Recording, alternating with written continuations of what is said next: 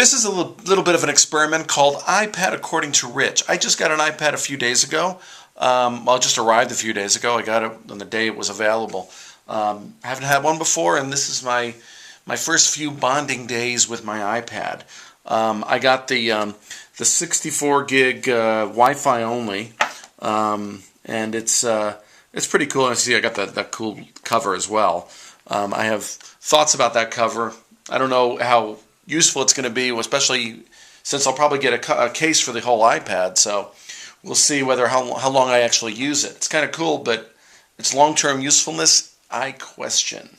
I got Wi-Fi only because, well, I have the iPhone 4, and I'm going to be connected all the time with that, with the 3G and so forth. So at the moment, I don't think I'm going to need a 3G, and mainly because I don't want to pay AT&T another, $25 a month and limit myself to 2 gigs, etc. Of data. But the first few days, I've downloaded a lot of apps, and I actually bought this the wireless the Bluetooth keyboard from Apple, and I also bought this Targus stylus because I discovered, as I suspected, that the on-screen keyboard isn't really that useful. I mean, it's not really practical in a lot of cases. So and it's very easy to have typos and so forth. So I got this Bluetooth keyboard. I'm very happy with it. I just bought it just a matter of an hour ago. But the first few apps that I bought, well, first of all, there's a great app that's sort of an overview of all these other apps called AppStart.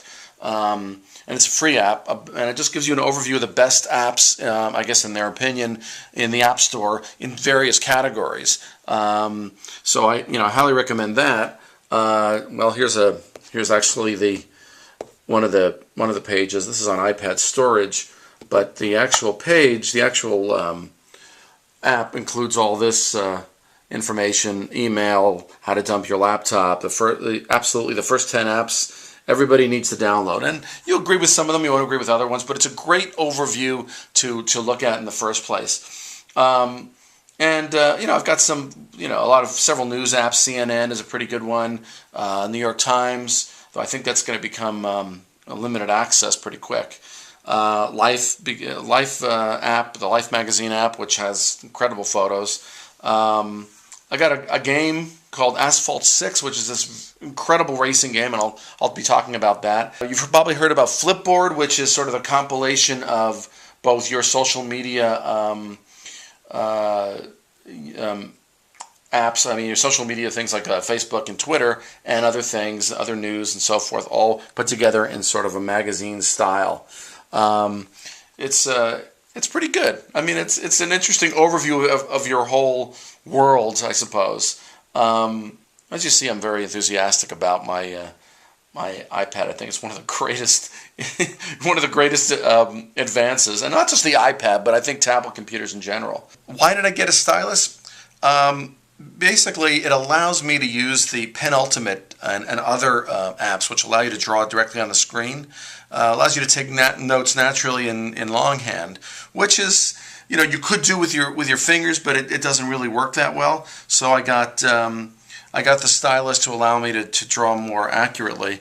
And as you see, you just write on it, and it works pretty well. Well, no, this isn't a good demonstration, but I am here. So it allows you to sketch and write notes as you go instead of typing on the on-screen keyboard, which also can take a little bit of time. So that's actually a pretty good program as well. And I'll be going into a lot of detail in terms of different types of programs, probably in future episodes. But I'm just blown away by the capabilities of this thing, and I look forward to sharing it with you. And I look forward to learning from you as well. Please tell me what you're doing with your iPad and what you've discovered in apps and so on. I'll see you next time.